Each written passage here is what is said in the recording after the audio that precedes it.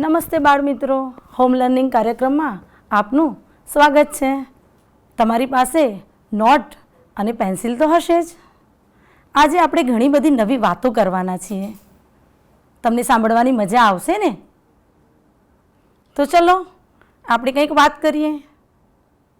આપણે આપણી આસપાસ ઘણા અવાજો સાંભળતા હોઈએ છીએ, જેવા કે વાદળનો ગરજવાનો અવાજ, પ્રાણીઓના અવાજ, પક્ષીઓના અવાજ। આપણી આસપાસ ઘણા બધા પ્રાણીઓ હોય છે, કૂતરું, ગાય, ભેંસ, બકરી, એના અલગ અલગ અવાજો હોય છે। કૂતરું કેવી રીતે અવાજ કરે છે એ પણ આપણને ખ્યાલ છે, ભોં ભોં। પક્ષીઓનો પણ અવાજ, મોર, પોપટ, ચકલી કેવી રીતે બોલે છે, ચી ચી। સમગ્ર દિવસ દરમિયાન કેટલાય પ્રાણીઓ અને પક્ષીઓના અવાજ આપણે સાંભળતા હોઈએ છીએ। આપણા ઘરમાં જો નાનું બાળક હોય તો એના રડવાનો અવાજ પણ આપણને ખબર છે, કોઈ માણસના હસવાનો અવાજ પણ આપણે સાંભળીએ છીએ। આપણે મંદિરમાં દર્શન કરવા જઈએ તો એના ઘંટનો અવાજ પણ આપણે સાંભળીએ છીએ। આપણી આસપાસ કેટલાય અલગ અલગ પ્રકારના અવાજો હોય છે, એ આપણે સાંભળતા હોઈએ છીએ। તમારે તમારા નોટબુકની અંદર અલગ અલગ પ્રાણીઓ અને અલગ અલગ પક્ષીઓના નામ લખવાના છે, અને એ પ્રાણી અને પક્ષી કેવા પ્રકારનો અવાજ કરે છે એ પણ તમારે લખવાનું, અને સાથે સાથે એનો અભિનય પણ કરવાનો।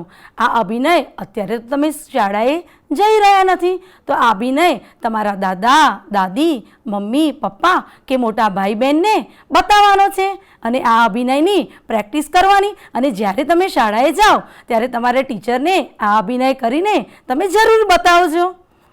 આજે તમારે એક વાર્તા સાંભળવી છે ને?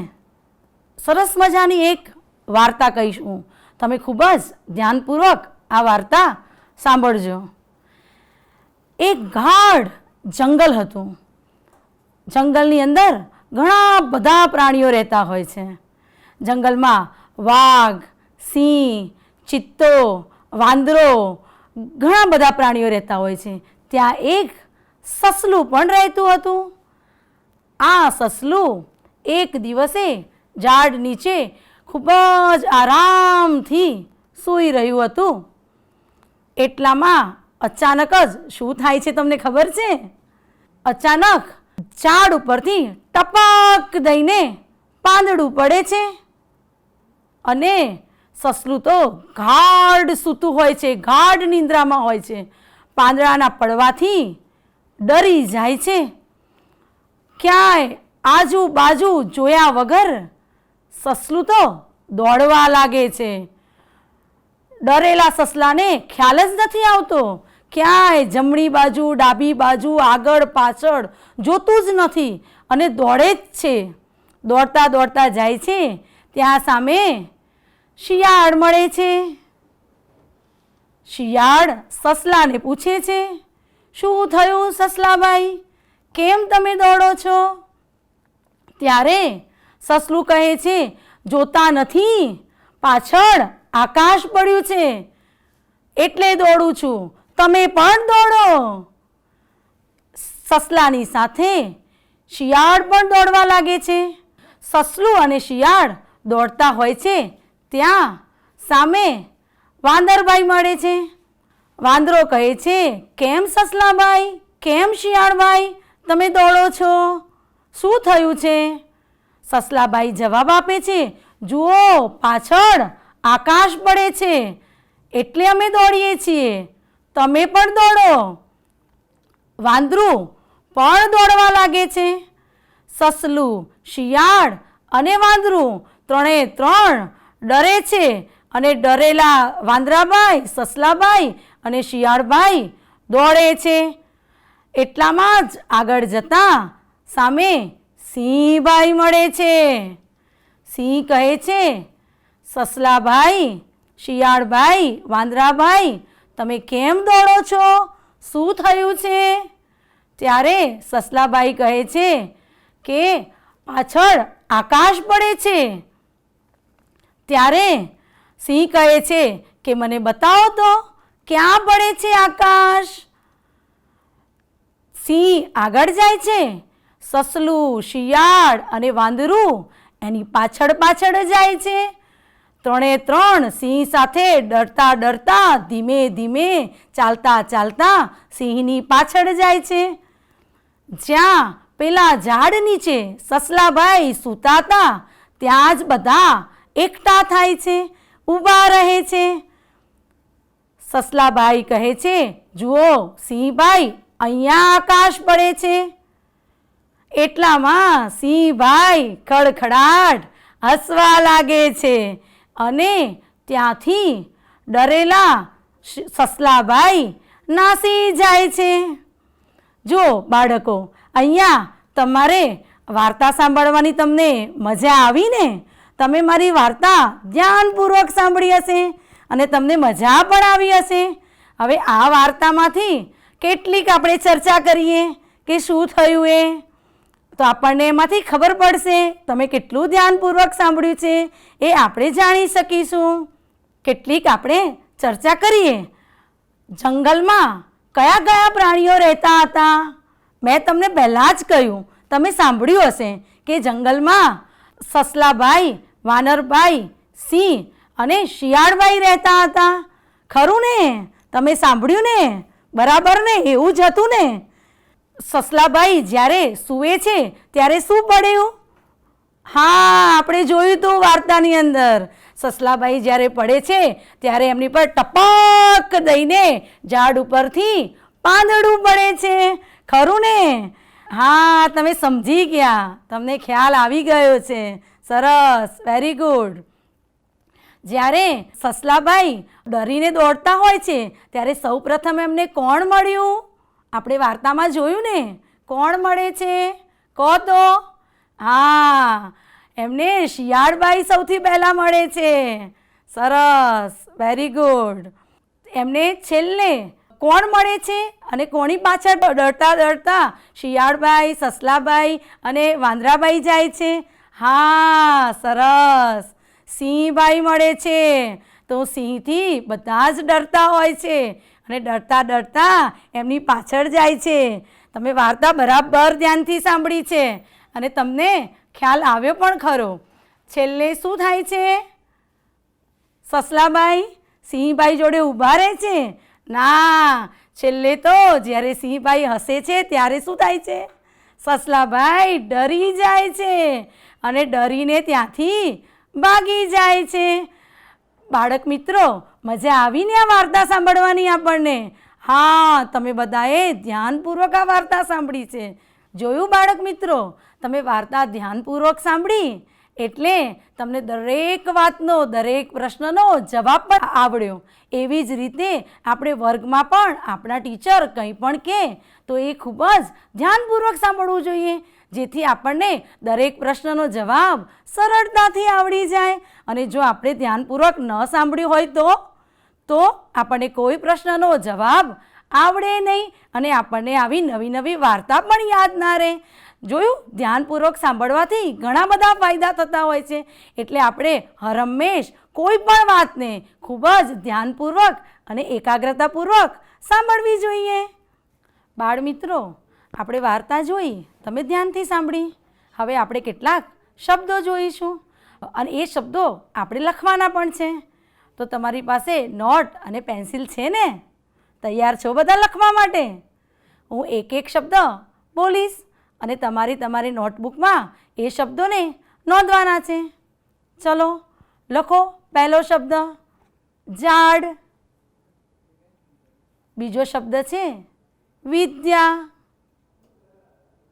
ત્રીજો શબ્દ છે મજૂરી, ચોથો શબ્દ છે જંગલ, પાંચમો શબ્દ છે રૂઆબ, છઠ્ઠો શબ્દ લખીશું એ છે પૂંછડી, સાતમો શબ્દ છે સૈનિક, ત્યાર પછી આઠમો શબ્દ છે પર્વત, નવમો શબ્દ છે નૃત્ય અને 10મો શબ્દ છે પ્રજ્ઞેશ. લખ્યા ને તમે? આ બધા જ શબ્દો તમે ધ્યાનપૂર્વક સાંભળ્યા અને તમારી નોટબુકમાં લખ્યા પણ હશે. હવે સ્ક્રીન ઉપર આપણે આ બધા જ શબ્દો જોઈ લઈએ ફરી એકવાર, અને તમારી નોટબુકમાં લખેલા શબ્દ સાથે આ શબ્દોને સરખાવો, અને તમે કેટલા શબ્દો કેવી રીતે લખ્યા છે એ પણ ચેક થઈ જશે. ઓકે, તો હવે આપણે સ્ક્રીન ઉપર આ બધા જ શબ્દોને ફરી એકવાર જોઈશું. ઝાડ, વિદ્યા. શું તમે આ શબ્દ આ રીતે જ લખ્યો છે ને? મજૂરી, જંગલ, રૂઆબ, પૂંછડી, સૈનિક, પર્વત, નૃત્ય અને પ્રજ્ઞેશ. બધા શબ્દો તમે જોઈ લીધા હશે, અને તમારા બધા શબ્દો ખરા પણ હશે, સાચા પણ હશે, અને શું હોય એની અંદર કંઈ ભૂલ હોય તો આપણે સુધારી પણ શકાય છે. ખરું ને? જો બાળક મિત્રો, તમે આ શબ્દો જોયા ને? તમે તમારી નોટબુકમાં લખેલા શબ્દો સાથે અહીં સ્ક્રીન ઉપર જોયેલા શબ્દોની સરખામણી કરવાની છે. ખરું ને? તમને ખ્યાલ આવ્યો ને? જેવા આપણે શબ્દો જોયા એ જ રીતે આપણે કેટલાક વાક્યો જોઈશું. નોટબુક અને પેન્સિલ લઈને તૈયાર છો ને? હું એક એક વાક્ય બોલીશ, તમારે તમારી નોટબુકમાં પેન્સિલ વડે ધીમેથી એક એક વાક્ય નોંધવાના છે. નોટબુક અને પેન્સિલ લઈને તૈયાર ને? ઓકે, તો ચલો આપણે વાક્યો લખીએ. પહેલું વાક્ય છે, આકાશમાં પક્ષી ઉડે છે. બીજું વાક્ય છે, મોક્ષ દૂધ પીએ છે. ત્રીજું વાક્ય છે, હિંચકો સૌને ગમે છે. તમે લખ્યા ને? લખો છો ને? સાથે સાથે લખતા રહેજો, હું બોલતી જઈશ અને તમે વાક્યો તમારી નોટબુકમાં લખતા જજો. હવે આપણે ચોથું વાક્ય લખીશું. પાણીમાં બતક તરતું હતું. હવે આપણે પાંચમું વાક્ય લખીશું. મમ્મી પાપડ બનાવે છે. હવે આપણે છઠ્ઠું વાક્ય લખીશું. છાબડી વાંસની હોય છે. લખો છો ને તમે બધા? હું જેમ બોલતી જાઉં એમ તમે સાથે સાથે લખતા રહેજો. હવે આપણે સાતમું વાક્ય લખીશું. ગીત ગાવાની અમને મજા પડી. આ બધા જ વાક્યો હું બોલી અને તમે તમારી નોટબુકમાં પેન્સિલથી નોંધ્યા હશે. નોંધ્યા છે ને? ત્યાર પછી આપણે સ્ક્રીન ઉપર હવે આ બધા જ વાક્યો જોઈશું.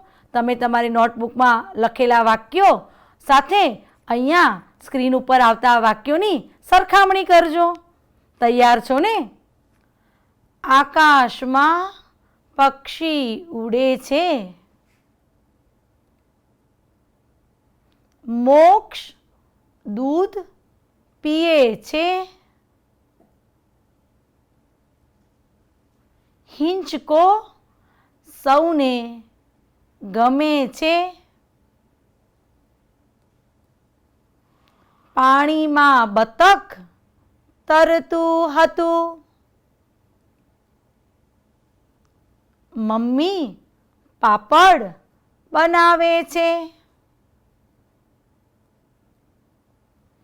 છાબડી વાંસની હોય છે. ગીત ગાવાની અમને મજા પડી. જોઈને આ બધા જ વાક્યોની તમે તમારા નોટબુકમાં લખેલા વાક્યો સાથે સરખામણી કરી જોઈને. સરસ. હવે આપણે આગળ એક ફકરો લખીશું. તૈયાર છો ને? સૌપ્રથમ આપણે શબ્દો જોયા, શબ્દો પછી આપણે વાક્યો લખ્યા અને ત્યાર પછી આપણે નાનકડો એક ફકરો લખીશું. ફકરો લખવા માટે રેડી છો ને તમે? ચલો આપણે ફકરો લખવાનું શરૂ કરીએ. મારા ગામનું નામ અમીનપુર. ગામમાં એક નિશાળ છે. વિદ્યાર્થીઓ ત્યાં ભણવા જાય છે. સરસ. લખો છો ને તમે બધા? પાદરમાં જ એક મંદિર છે. દાદા ત્યાં દર્શન કરવા જાય છે. લખ્યો ને પેરેગ્રાફ? હા. હવે આ જ ફકરાને આપણે સ્ક્રીન ઉપર જોઈશું અને તમારા લખેલા ફકરા સાથે આને સરખામણી કરીશું. ઓકે. જો ક્યાંય પૂર્ણવિરામ અલ્પવિરામની ભૂલ હોય તો એ પણ તમે જોઈ શકો છો. મારા ગામનું નામ અમીનપુર. ગામમાં એક નિશાળ છે.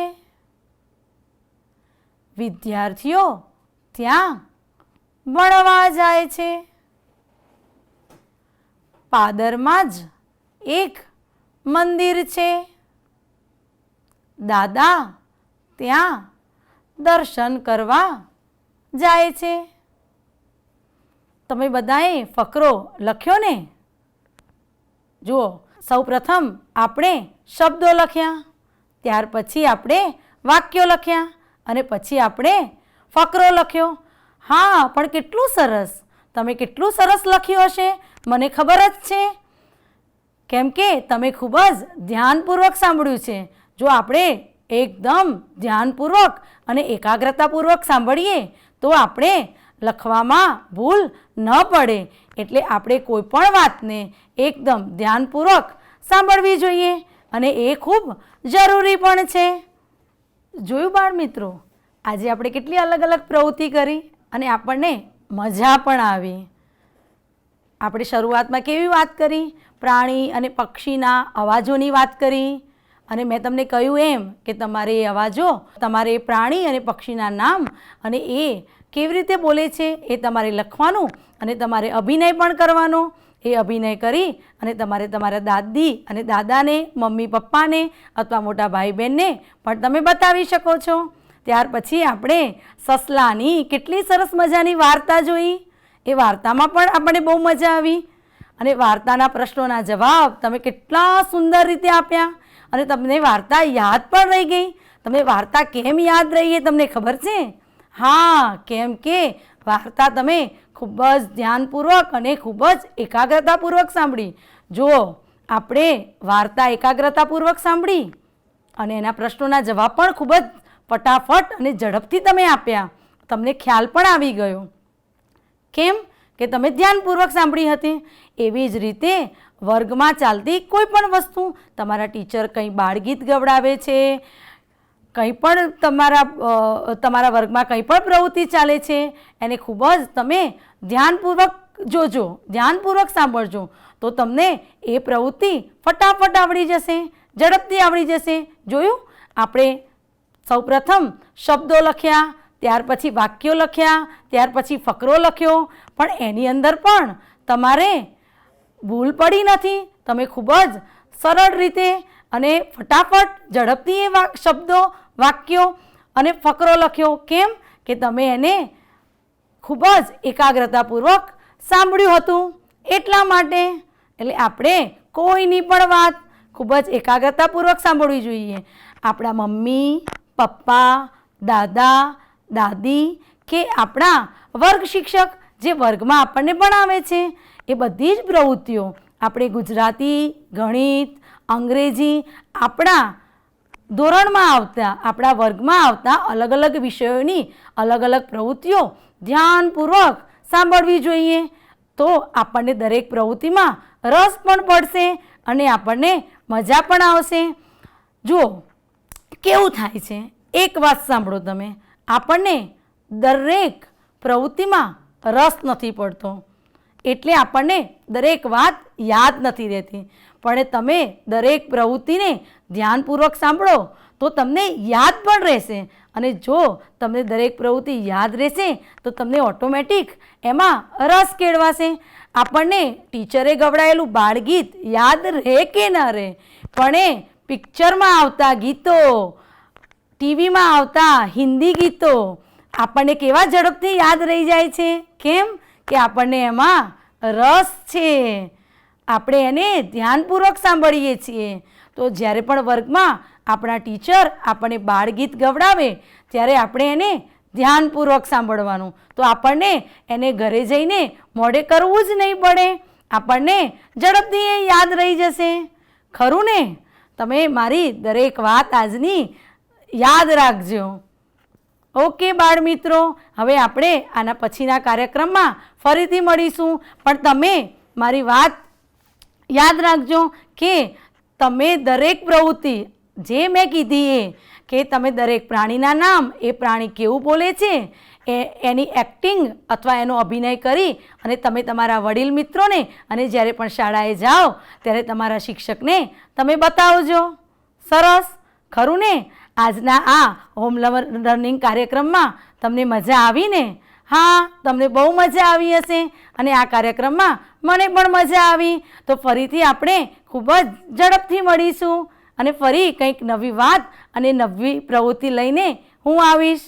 ઓકે બાળ દોસ્તો, આજે આપ સૌ બેન પાસે સાંભળવાની કળા વિશે સાંભળી રહ્યા છો.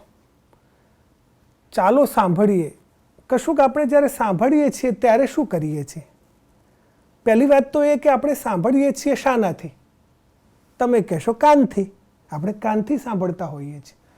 પણ ક્યારેક એવું પણ બને, દરેકને કાન હોય છે, અવાજો આવતા હોય છે, આમ છતાં ઘણીવાર એવું બને છે કે આપણે જે સાંભળવું હોય છે એ જ આપણે સાંભળતા હોઈએ છીએ.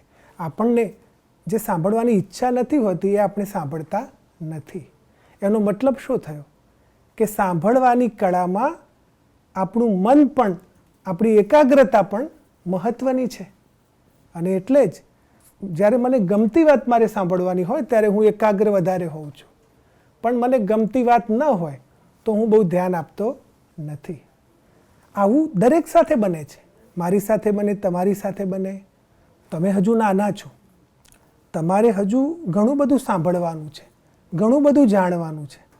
તમારા ઘરમાંથી, એટલે કે પરિવારમાંથી, મહોલ્લામાંથી, ગામમાંથી, શાળામાં જાઓ તો ત્યાંથી, શહેરમાંથી, જ્યાં જ્યાં તમે જશો ત્યાં ત્યાં આજુબાજુ કોણ હશે? માણસો હશે. અને માણસો બોલતા હશે. એ માણસો જે બોલતા હોય એને આપણે ધ્યાનથી સાંભળવાના છે. આપણે ધ્યાનથી ન સાંભળીએ તો એવું બને કે કોઈક મહત્ત્વની વાત આપણે ચૂકી જઈએ. અને એટલા માટે આપણે કશુંક પણ જ્યારે સાંભળીએ, તમે ટીવી પર અત્યારે મને સાંભળી રહ્યા છો, બરાબર ને? મને જોઈ પણ રહ્યા છો અને સાંભળી પણ રહ્યા છો. અત્યારે એવું પણ બને કે તમે મને જોયા કરો તો હું શું બોલું છું એનું ધ્યાન તમને ન રહે. પણ જો તમે કાન એકાગ્ર થઈને કાનથી સાંભળો, ધ્યાનથી સાંભળો, તો તમને તરત વાત યાદ રહી જાય. આજે જે આપણે પ્રવૃત્તિઓ કરી એ તો ઘણી જ મહત્ત્વની પ્રવૃત્તિઓ હતી. બેને જે તમને પ્રવૃત્તિઓ કરાવી એનું ઘણું જ મહત્ત્વ હતું. પણ તમારે જાતે કેટલીક પ્રવૃત્તિઓ કરવી છે. એ પ્રવૃત્તિઓ કેવી? કે એવું કરી શકાય કે આંખો બંધ કરી લઈએ. દાખલા તરીકે 5 મિનિટ માટે આપણે આંખો બંધ કરી લઈએ.